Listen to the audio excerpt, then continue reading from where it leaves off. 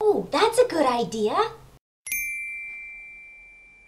Hey everybody! So today's quick tip is going to be on how to wind a ball. And I know a lot of you probably know how to do that, and there's lots of different ways to do it. But this is a way that I've developed that I feel makes a nice round ball at the end, and more importantly, it unravels better when you're using it. So I'm going to take a skein that you can tell has been used a little bit and sort of rewrapped, and I haven't really bothered to turn it into a ball yet, so this is the one I'm going to use.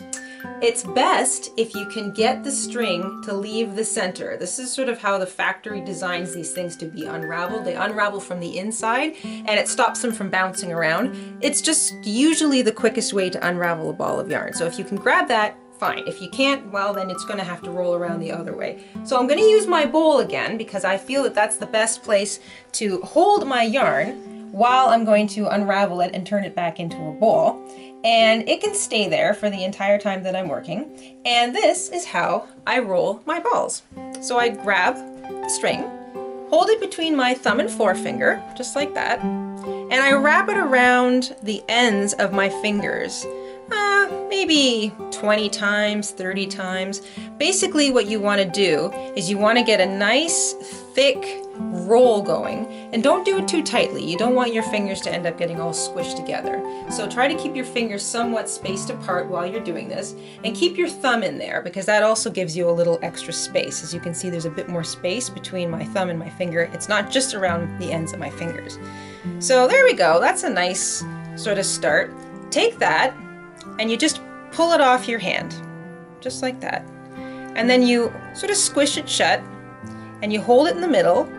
And while you're still got your working string, start wrapping it around the middle. Now you can keep your thumb in there, and there's a good reason to keep a finger or a digit in the middle of that wrap.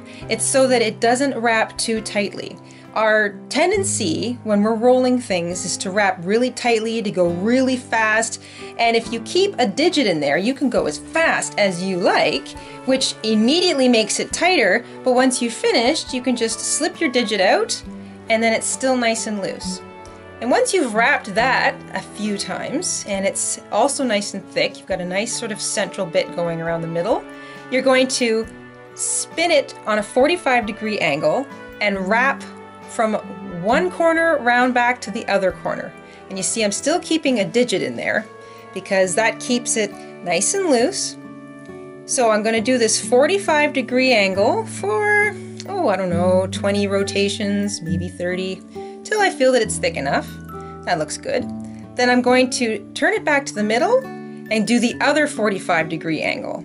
And I'm going to keep a few digits there, keep the thumb in place, and just wrap from that corner to corner. And I'm going to do that a half dozen times. That is the basic start of rolling the ball. And now you can see what happened is you've got your middle start, sort of squishing out the sides there. You've got the middle that you did on top of that, and now you've locked the middle into place by doing 2 separate rotations on the 45-degree axis. From here, you can go back to the middle and then twist, and then twist, and then twist, and keep kind of moving it in a little circle. Let your thumb be in the way, let those strings go over top of your thumb, and just keep kind of slowly twirling it in a circle. And what's going to happen is that you're eventually going to get this nice round ball. So I'm just going to keep doing this, and I'm going to speed up the film so you can sort of see what happens when a ball comes together nice and quickly.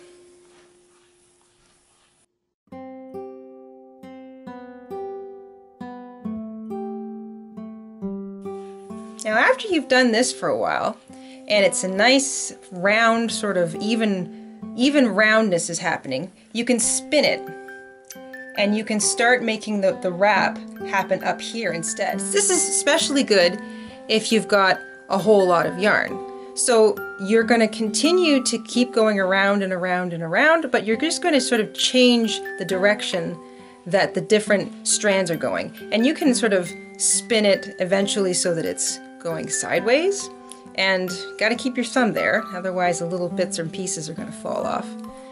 And just lock it into place by putting several over top of your thumb in one place, and then move it. And you see what happens is when you use your thumb as the guide, when you move your thumb, this nice little divot happens. You move your thumb over, you do a few more, you move your thumb over, you do a few more, and this is where the cross happens. Now this is up on top of where my original cross was, which is down here. And you can see that the whole thing is starting to turn into a round sphere.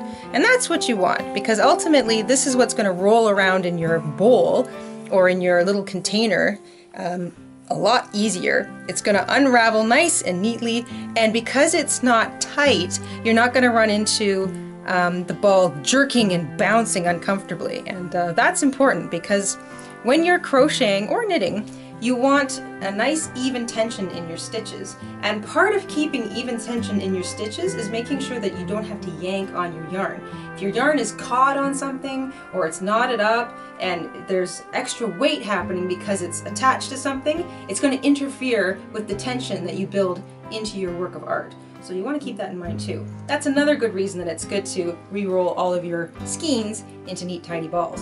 And there you go. That is a nice, neat, tidy ball.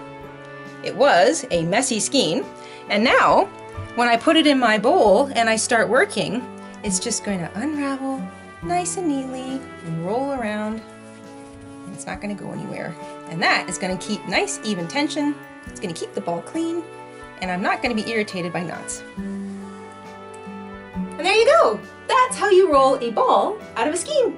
Thanks very much for tuning in, everybody. We will see you again very soon for another tutorial or another quick tip on the Jayda InStitches show. Thanks so much. Bye. Nothing like a ball of yarn. So neat.